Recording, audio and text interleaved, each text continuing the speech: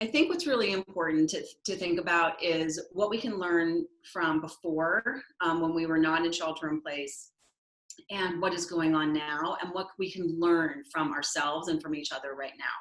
So I don't think that the balancing was ever really possible for those of us who are parents and are working and are having all different kinds of commitments and trying to maintain our sanity. And part of what I think is really important about my work is that we're able to talk about things really seriously and at the same time give ourselves a break, laugh a little bit, laugh at ourselves, make mistakes, which we inevitably will, and be able to recognize this, the gravitas, the seriousness of the challenge sometimes that we have in front of ourselves.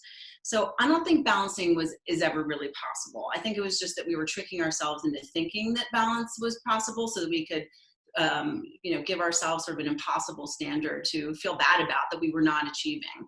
So what I really think, especially right now, but I think it applies for whenever we leave our homes, is that our best job is to get through it and to really focus on what our values and our priorities are. So for me, one of the things I want you all who are listening to think about is the value, the principle of dignity, and that how that looks like in the actual activities and the way in which we conduct our lives.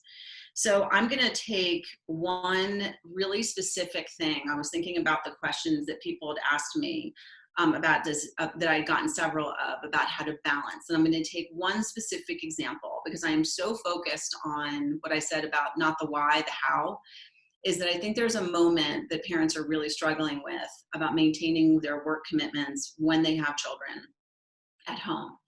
And so that moment is when we're in a work call. Like, what if I was doing this with you all right now? And I have 17 and 19-year-old boys, so I'm hoping that they do not do this. I told them that I was doing this webinar, this presentation with you all. But it's perfectly possible for me to be doing a work call that's, and all work calls are really important, and your child comes in and wants to interrupt you. Or doesn't want to, they do interrupt you. And there are two ways, for like 8 and up for kids to interrupt you. One is they come in and then they do something like mom, and they start talking right away.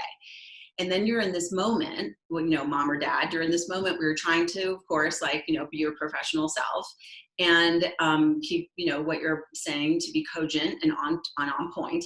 And your kids are demanding something of you that's making you distracted and, of course, irritated and maybe embarrassed to some extent, which is all, of course, completely understandable. And so, or, also kids, if they have phones, will sometimes text you during this call, and they'll be like, mom, with like all sorts of O's and M's, or dad with all sorts of A's and D's. And I hope somebody can relate to this who's listening to this right now. And so this moment is actually, I think, an encapsulation of these issues of how do we balance everything. So I'm going to give you my best copings, my best preparation, my best protocols. And that is, I think we need protocols because we know in this situation that we're in right now that we are going to be interrupted by our children when we are doing something with work and we're doing something probably on a work call. So here's the protocol that I am suggesting.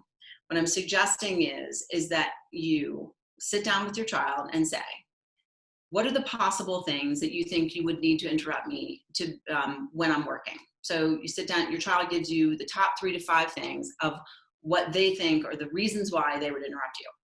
If any of those things do not include you are dying, or somebody in the house is dying, or something is an emergency, then the protocol should be that your child, if they're old enough to write, that they can write what it is that they want, write it down, and then if they have to interrupt you, then what the process is that you say to your colleagues, just 1 second, or I need 1 minute or 2 minutes. I don't think anything needs more than 2 minutes. I need 2 minutes. You mute, you turn off your screen, you look at the little message that the message that your child has communicated to you by text or on paper. You answer the question. It goes back to the child. The protocol that you've had and that you've established beforehand is your answer that you are giving to your child in that moment is the answer. There cannot be any subsequent negotiations, arguing, or disagreements about your answer in the moment when you have a work call. So you can also say in your response, this is when I'm off my work call, this is when I can talk to you. And the protocol is that whatever you say is when you can talk to your child, that's when you're going to talk. So just to recap, just to encapsulate again, is that you have a protocol about what are the possible reasons the child would interrupt. You are clear about what your criteria is for what you think is a reason to interrupt. If the child needs to interrupt you, you pause you mute your mic, you turn off your screen, you answer the question so you can be focused and you're not distracted by splitting your brain in both ways. You answer the question and your child knows, because you've already discussed it, that there's no discussion, negotiation, or arguing until after the phone call is done, and then you can focus.